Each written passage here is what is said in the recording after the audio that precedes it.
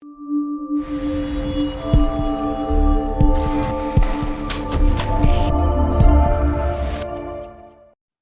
right. I want to definitely thank everyone for tuning in, listening in to us here on the Voice of the Community, 106.7 FM, right here in the local town of Monroe, Washington. But hey, we're virtual now. You can definitely catch us any and everywhere. Just ask you to take a moment of your time to sit down, get active, get engaged, and become informed. Say, hey, today is a very special day. I got two spectacular guests that they are the ones that actually has a, how could I say it? They actually have a finger on the pulse of the community, on the future pulse, because they actually educate the future. They're actually educating the future legislators, doctors, business individuals. So they see them all, a plethora of I would say human intelligence that they're actually grafting out. And so I want to definitely thank Mr. Ryan Pierce and Mrs. Karen Toller. Did I pronounce that correctly? You got it. All right, all right. How are you all doing today? Doing well. Thank you for having us on the show. That's no problem at all. Now, Louisiana Delta Community College. Today we're going to talk about the impact of an individual making a choice to invest in themselves through formal education. But the beauty of a local community college here, Louisiana Delta, it's a hybrid form. Pretty much you can go the traditional route of college or the vocational route. And that's just a thing of beauty that every community does not have. But we have it right here in North Louisiana. I think, Mr. Ryan, right. You say you're currently sitting in Ruston at the Louisiana Delta Community College. But I first met you in Monroe. You were my instructor probably over 10 years ago for a brief moment through a computer course. Right. And Ms. Karen, you're in Ruston as well. Is that correct? That's correct. Right. And so since 2020, the pandemic, now we can converse over many of miles at the same time zone. So we have to definitely appreciate that and actually take advantage of it, because the people that you all are seeing on a regular basis, they are the ones that's actually going to socialize where we're going to be in the next 10 to 20 years. So we want to go ahead and get started. So education, or let's say outside of education, we are seeing a shortage of supplies in our community. Anything from concrete to, let's say, paint, raw material is a shortage. But also the number one variable to all of those is human intellect. And you all are the ones that actually set this up for anything to actually take place in our community or in our ecosystem itself. It must start right there above the high school level. It must start at advanced education. So I want to start with you, Mr. Pierce, and ask, and what was your motivation for selecting this career field? Okay. Well, I was in the private sector for quite a while, about 7-8 years, doing a few things. I was in information technology, doing computer supports, being a computer support specialist. And then also kind of at the same time, I was doing freelance television broadcast production. And I still carry those things throughout to this day in a limited capacity. But when you think about giving back, higher education, really education in general is great to give back no matter what stage you're at, elementary, secondary. But higher education, I felt like that was a place where I really grew. When I went to college, I grew as an individual, on a social level through meeting other people and understanding what their experiences were. That communication, that feedback back and forth really helped me to grow and expand what I thought I knew about the world. So that's just, that in a nutshell was valuable in and of itself. You're going to meet people from different walks of life that think differently from you, that have different experiences. So that's part one. And then part two, of course, I grew as a professional, because then I realized what I wanted to do, what I wanted to be when I grew up. So then to be able to come back to that space, to be able to come back to college and teach in an environment that for me was so compelling when I was coming through it, it just felt like a perfect match. And I've never looked back ever since. I've always enjoyed my time and my ability to change lives, or at least in some way influence students who come through our doors. And it's just been a great experience. All right, thanks for that. I appreciate that because and you're exactly right. Having that experience and having that ability to actually engage on the development stages of our ecosystem, of our society, because employers are indicating that there currently may be a lack of proper educated labor force. And so they want the students to actually obtain additional training and experience. So when they come to them, it's a turnkey. So now they're just ready to go implement on the job training, but they can continue the flow of creating revenue and creating a better economy itself. So Miss Karen, we're going to swing this over to you real quickly. Share with the listening audience and the viewers, what is your position there at the local college? I am the program director for business office administration. It's a 2-year associate degree program, and it's 100% online. So students really like it because it offers a lot of flexibility with, say, for instance, if they're working currently at a job, they can still take classes. And then a lot of our students have families. So it helps them just to be able to mold their classes around their life. Okay, I like that. I like that because that's how I ended up finishing my education. I started at an early age, but I took a pause, and then I ended up going back in my latter years of life, and I did it online, and it definitely worked for me. There's a lot more investment in it, but the support staff itself is what actually makes this thing work. So let's tell us, Ms. Karen, about the being online. What type of support system is in place for individuals that are working full-time, part-time, but they want to continue their education? What type of support system is in place to support those individuals that are going back to school after a few years out of school? So our classes, even though they are online, they are still relatively small. So students do have they get a lot of personal attention from our instructors. That is one of our main goals. We try to really hard to remind students about their deadlines. Even though the class is online and those deadlines are embedded in the classes, we reach out to students and say, hey, we noticed that you haven't done this assignment yet. We just wanted to remind you, of the assignment and that it's due. So we are always available to them by email, by virtual advising, and by phone. So, and every student has a personal advisor.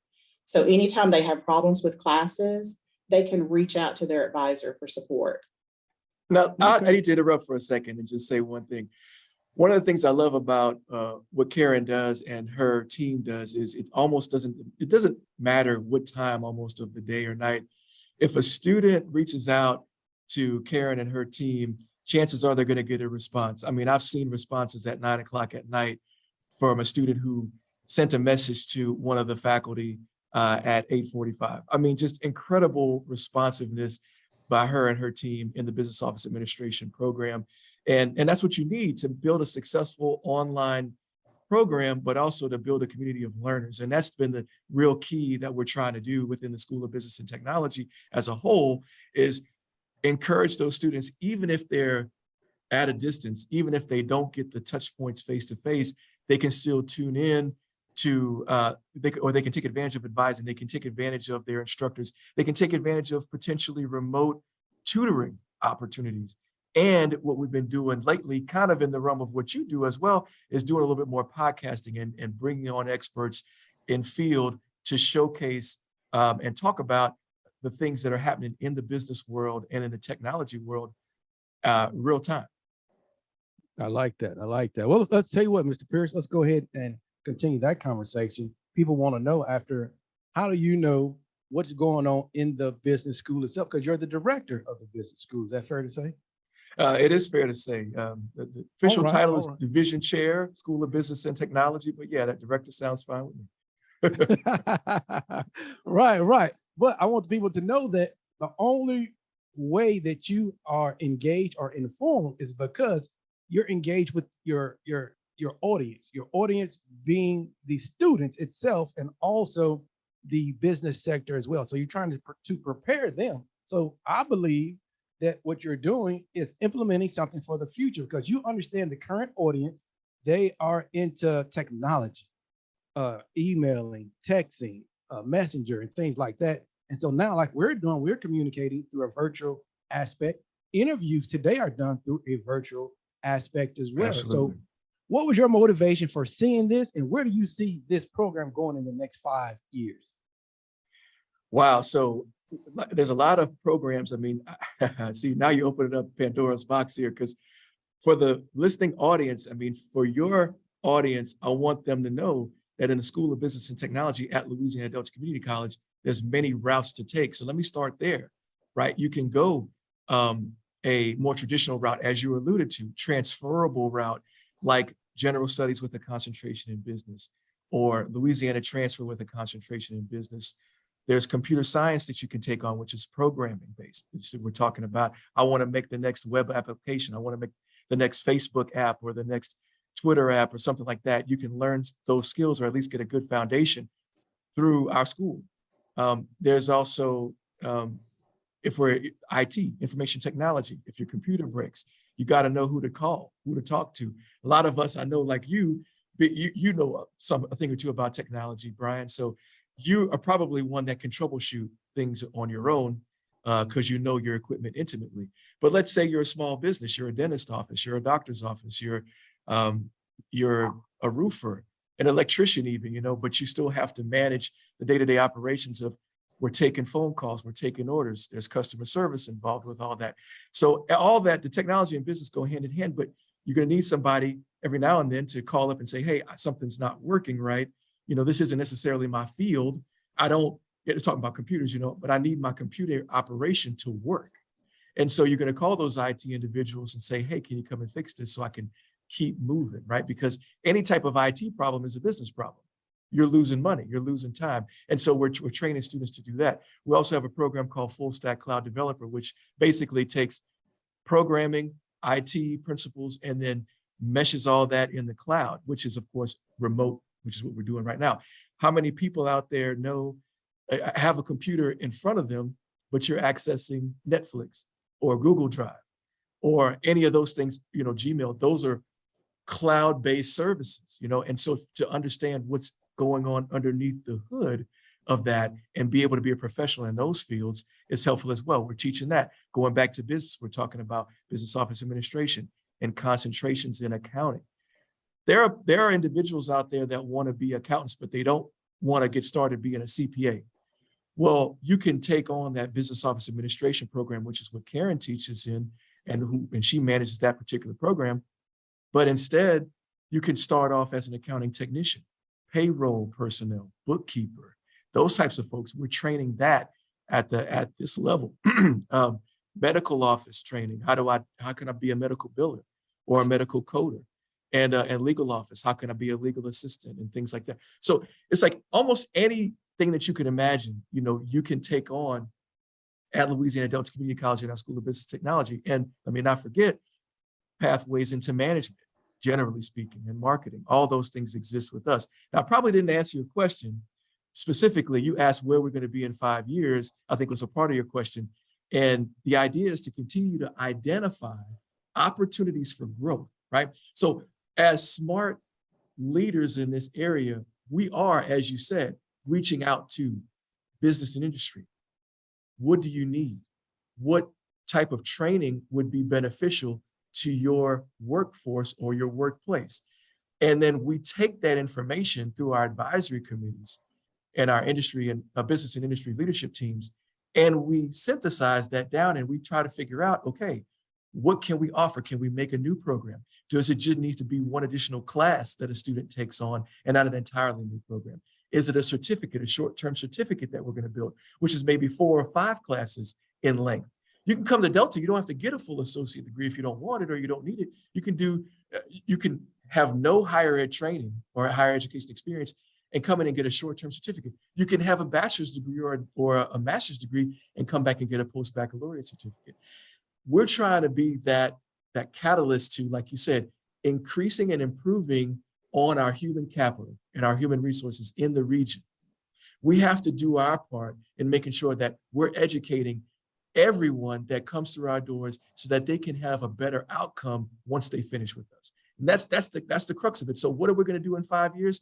The numbers should be up. We should be experiencing growth, even more opportunity to touch more lives, whether that be traditional students coming out of high school or some, I'm teaching an intro to computer class right now online. I have students that are in their 50s, changing careers and wanting to go a different route for various reasons, and that's perfectly fine. So we're taking the traditional and non-traditional, and we just hope to continue to build that groundswell of individuals who want to take up the charge of being a part of what we have going on, which I think no matter what campus you're at, whether it's Monroe, West Monroe, Ruston, Jonesboro, Bastrop, Lake Providence, Tallulah. I hope I'm not forgetting anybody. Did I forget anybody? Winsboro. Winsboro, I didn't say Winsboro, okay. No matter what campus you're affiliated with, or if you're online, it doesn't matter. We're going to take you in and embrace you because you're not just a number. We're trying to build a community at the community college.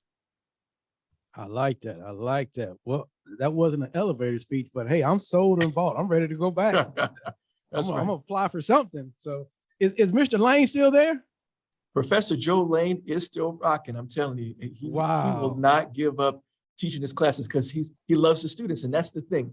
So unlike, this is not me saying anything disparaging about anyone else. So please, listening audience, don't take this the wrong way. But we only have really one job at Louisiana Delta Community College, and that's to teach, really two jobs, teach and advise. As a faculty member, I tell my faculty all the time, teach and advise. Be the best teacher you can be in the classroom or online, and advise the students so that they can have successful outcomes going forward and they can graduate. So if our main focus is teaching, and there's no real research element to it. I mean, we can now, we do get points on our evaluations for doing research and for publishing books and magazine articles and doing workshops and being at conferences and presenting. All that still exists, but our main focus is teaching. So there's nothing else getting in the way of that. Nothing else should get in the way of that. So that's what we talk about, that one-on-one or that small group setting that we have with the students, and that intimate opportunity to be with the students and really train them. Again, I feel like I'm going off topic a little bit because you said something. Go ahead. But that is why I'm so high on what we do at the college, because it's meant to be just that. Let's get you trained, let's get you educated, and let's get you moving on to bigger and better things in your life and for yourself and for your family and for the community, right? I mean, if you're in a high wage, high demand job, now there's more money in the region, in Monroe, in West Monroe, in Lincoln Parish, and all these other places. There's more money available for not only tax revenue, but it's also like, well, now I have this additional income. Maybe I can go eat out a little bit more. Maybe I can go to the mall a little bit more and I can shop a little bit more. Maybe I can go to a show. Now I'm watching theater productions and whatnot, and I'm supporting those elements too. Maybe I can support small business at the next flea market or the next Makers Fair or something. So now when we talk about getting folks employed in high wage, high demand positions, that just trickles down to making everybody better, and all those areas that we want to support, tourist type things and whatnot. Everything grows from that. And then people want to give back. Don't underestimate the fact that, just like you, Brian, wanted to give back to the community. So if I'm in a position now where I have excess income and I'm not only feeding my family and taking care of my responsibilities, but now I have additional revenue and I want to do something special with it. Now I can donate to a charity. I can give of my time maybe to a particular organization. I can support small community radio stations like 106.7, by giving some time or some monetary donation to that. So that's why if you hear me get excited about it and you see any of us that are from Louisiana Dutch Community College get excited about what we're doing, it's because we know that in very short order, we can produce value for our community in so many ways. And it expands beyond just one person getting a well-paying job. It goes beyond all that and touches a whole lot of other areas. Absolutely, absolutely. Like I said, I actually attended Louisiana Delta Community College, and I just mentioned Professor Lane, yourself, and I got the pleasure of meeting Mrs. Karen today.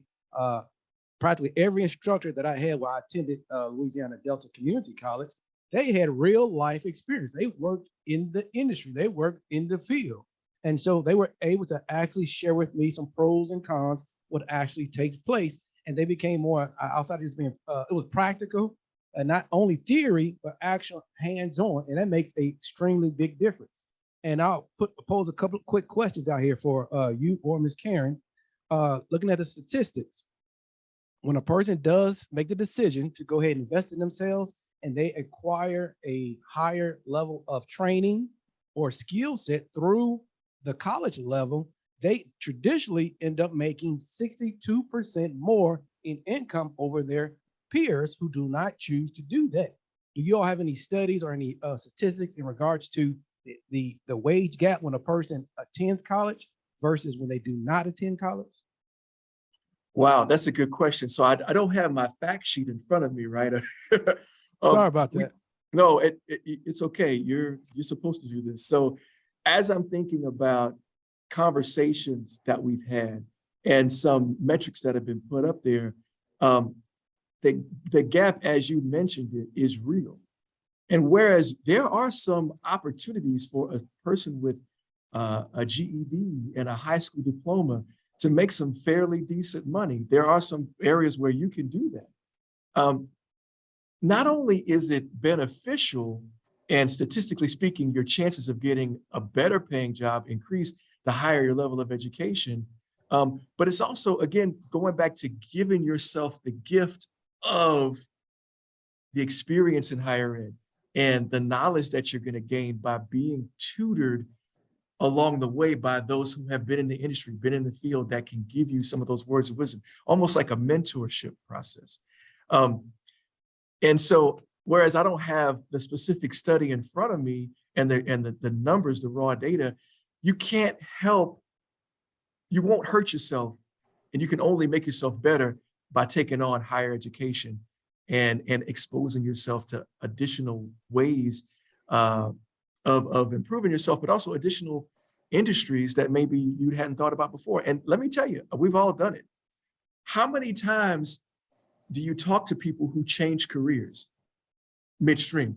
I think the study was, you're gonna, over the course of your life, you're gonna have 3 different careers. That was something that I do remember reading about. How many times have you been at college and thought, this over here is pretty interesting that these other folks are doing, I might want to change my major. So as human beings, we tend to value our ability, especially in the United States of America, to choose. And so again, you're choosing yourself when you come to college, and you can choose your pathway, whatever that might be, and you can change that midstream. Absolutely. So Mrs. Toller, Mr. Pierce, we're talking about individual investing in themselves. And in the business, is based on ROI, return on investment. And I heard Mr. Pierce speak directly about the ecosystem that is built up between the college. They increase the individual's purpose, increase the individual skill set, and also basically that equates to a better quality of life. Because like Mr. Pierce said, by them increasing their income, they can increase the community through giving, charity. They can increase their zip codes. They can increase that vehicle that they go to and fro from work, school, church, or whatever. That's the beauty of investing. What is the ROI on when a person goes to school? Now, Mrs. Karen, you in the actual business sector of the college, and to me, that is the greatest field ever, because there's nothing on this earth that does not engage with business. So what was your motivation, if you could share it with me, for you focusing on the business aspect? I would like to tell you a story that has really motivated me. So I had a young lady come to me a couple of years ago. She had been to school at Louisiana Tech and had failed most of her classes. Her classes were large, And she just found that she struggled with that, just making connections with students and the teachers. So she decided to transfer to Delta.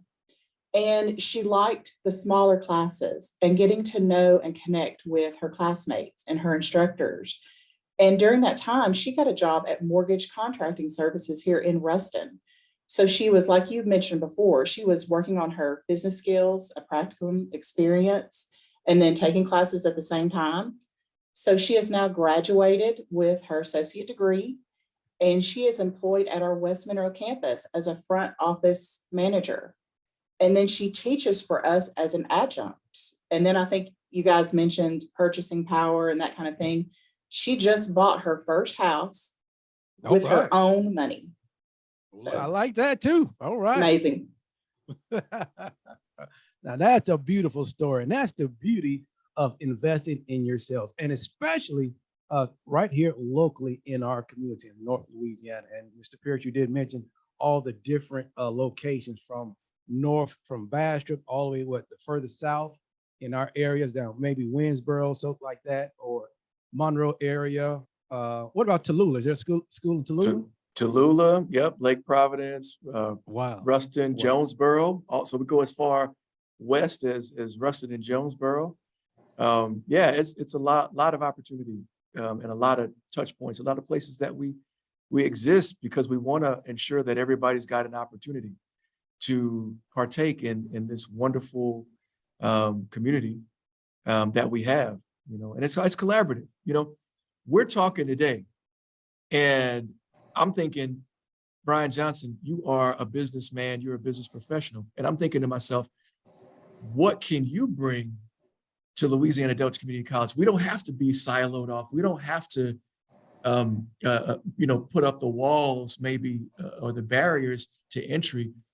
I'm sure you have a story to tell. I'm sure you have something to give to our students. So bringing you into the classroom or bringing you into an online setting and exposing you and your experiences to our students. I mean, it's a give and take, right? It's community. I mean, that's in the name, right, for our college.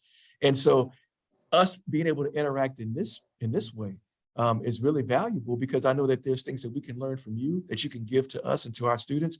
There may be something that you feel so strongly about that you want to teach it as well. And that's the beauty of, again, what we have going on all across our Louisiana Delta Community College ecosystem. Having great partners, having great connections, and being able to touch everybody is what we're all about. I like that and I respect that. And I'm a believer in it because this is the same conversation you and I had over 10 plus years ago when we first met. And I could tell, and that was one of my transitions of actually understanding and believing in the community. It's a common goal as we want to give back. And that equates to our ecosystem. So we're going to let that be our closing, but I'm going to give Mrs. Karen a couple of moments. She wants to share something after that wonderful, moving story. Then I'll let you close us out, Mr. Pierce. So one takeaway I have from this is that you guys talked about how we meet with business and industry. We just completed one of those meetings, and I wanted to share just some feedback that we're hearing from employers for the people out there listening, what they are wanting in workforce. Employers are telling us that they need people with good communication skills, better interpersonal skills, the ability to compose emails and use proper punctuation, put a period at the end of a sentence. I know it sounds simple, but we are seeing problems in that area. So our listeners out there, just keep that in mind that those are some skills that employers are they're asking for. Okay. Yeah, it's something I want to follow up on that by saying, essential skills in general. Some people call them soft skills. Some people call them a lot of different things, but we'll call them essential skills. And I've heard from employers showing up to work. Now believe that, right? You can go through college, university, whatever it might be, and still not have the basic understanding that you can't just come and go as you please. You have a responsibility, no matter if you're taking out the trash somewhere, you're working at a fast food restaurant, you're in another professional field, whatever it might be, you got to show up. So be on time, promptness. You got to also be, like you said, communicate. You got, if something's not right, you need to be on top of that, communicate ahead of time. What about work ethic is another one. Do a job, don't just do it to the minimum. We try to preach, do it to the highest level possible, do more than what is required, because that gets noticed, and then you could potentially get ahead there. But I'll piggyback off that. My closing is this: what we want to make sure we instill in those students, again, our life experiences, our real world experiences, giving them the resources that they need, putting them in front of people, not just us as faculty, but other professionals, and make sure that they get a well-rounded experience with us. I like to tell our students, I wish I could say it was enough to just go to college, but it's a competitive workforce out there. And so what we try to instill, this is free advice to anybody, but we try to bring it home to our students because they're with us all the time. You got to go get your education. Yes. Nobody can take that away from you. But then whatever additional certifications you can get along with that, get that. So what do at the college? We embed certifications into our classes and we train to those. So for instance, Microsoft Office, and you probably remember this when you were at LDCC, Brian, Microsoft Word specialist, Excel specialist, PowerPoint, Access, you name it, all those things. Those are additional industry-based credentials that a student can earn that show that they know what they're doing. Now, I know you're trying to wrap this up, but you gave me the mic. So I'm going to say a couple more things and you can edit me later, it's fine. So on the topic of credentials and embedding those credentials, if let's say a student comes from Louisiana Delta Community College and they go to Wyoming, and they say they graduated with an Associate of Applied Science in Business, the folks in Wyoming may not know the caliber of college that we are. But if you show them an industry-based credential that's nationally recognized or even internationally recognized, it's a standardized test basically, everybody else in the whole country, if not the whole world, understands what that means, then you're a leg up on your competition when you apply for that job. So I talked about Microsoft Office. Obviously, there's more. Customer service certification through the National Retail Federation, QuickBooks on the accounting side, and bookkeeping on the accounting side. We're going to introduce that. There's a plethora of IT and computer science certificates and certifications that you can get along the lines of training for CompTIA, A+, Net+, Security+. The list goes on and on. I'm not going to belabor that point. So there's number one, get your education through us. Number two, get your credentials and your certificates and your certifications all along the way. Number three that I tell students all the time, network. Brian, I know you know all about that. How do we network? Build your LinkedIn profile, talk to other professionals, be a part of professional organizations and groups at the local level. You don't have to be a part of some humongous nationally recognized group. We have groups right in the area, chambers of commerce and other special interest groups that you can at least sit in on the meetings and just soak it all in. And then from you being at those meetings, people start to recognize you and know who you are. And they see the passion that you have about your career and your path. And so they know you, it's familiarity. They want to do business with you. They want to hire you. So that's the third thing, networking. And the fourth thing I tell students, probably more of my technology students, because it's so competitive, I tell students to volunteer.